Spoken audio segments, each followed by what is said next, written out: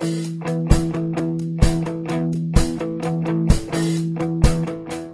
air intake system is designed to increase vehicle power and acceleration by reducing restriction in the intake path.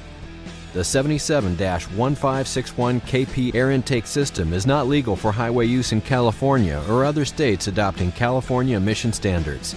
This air intake system fits 2009, 2010, and 2011 Dodge Ram 1500 pickups with a 5.7-liter engine.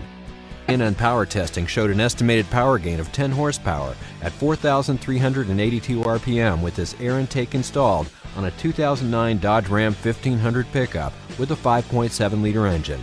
Actual results will vary depending on the condition of the vehicle, mileage, weather, and other variables. With the air intake installed, we ran the vehicle on the dyno to test the sound comparison versus the stock intake.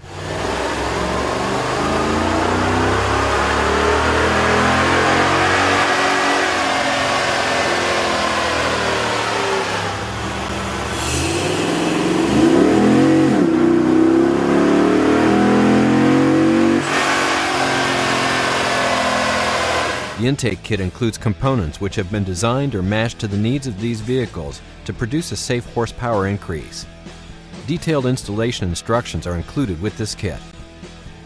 The tools needed for this install are shown. Turn off the ignition and disconnect the negative battery cable. Release the red locking tab and then disconnect the inlet air temperature electrical connection. Loosen the hose clamp which secures the intake tube to the throttle body. Disconnect the crankcase vent hose from the airbox. Disconnect the factory intake hose from the throttle body. Lift up the airbox assembly, then remove it from the vehicle. Lift up the engine cover to dislodge it from the mounting posts, then remove it from the vehicle. Disconnect the crankcase vent hose from the valve cover port. Measure 11 inches from the air filter end of the crankcase vent tube, and then trim the crankcase vent tube as shown. Install the provided silicone crankcase vent hose onto the cut end of the factory crankcase vent tube. Install the crankcase vent assembly onto the valve cover port. Reinstall the engine cover onto the mounting studs and route the crankcase vent hose through the opening. Install the provided edge trim onto the heat shield. Some trimming of the edge trim will be necessary. Install the provided filter adapter onto the heat shield and secure it with the provided hardware. Install the silicone hump hose onto the filter adapter and secure it with the provided hose clamp. Install the heat shield mounting bracket onto the heat shield using the provided hardware, but do not completely tighten it this time.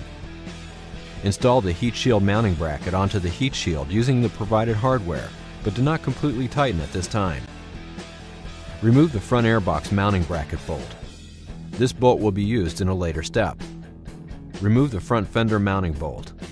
This bolt will also be used in a later step.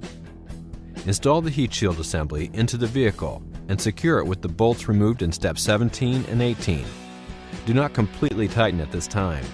Install the provided silicone hose onto the throttle body and secure it with the provided hose clamp. Install the provided grommet into the K&N intake tube. Install the 1/4 inch NPT vent fitting into the K&N intake tube. Remove the inlet air temperature sensor from the stock intake tube. Handle the inlet air temperature sensor with care as it is very fragile.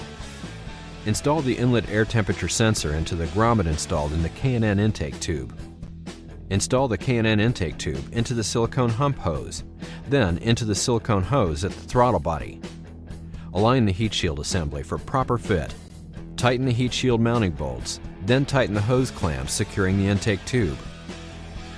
Connect the crankcase vent hose to the vent fitting installed in the K&N intake tube.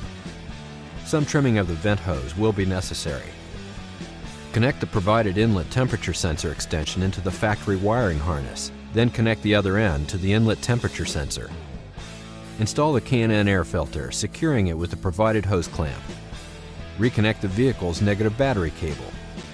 It will be necessary for all K&N high-flow air intake systems to be checked periodically for realignment, clearance and tightening of all connections.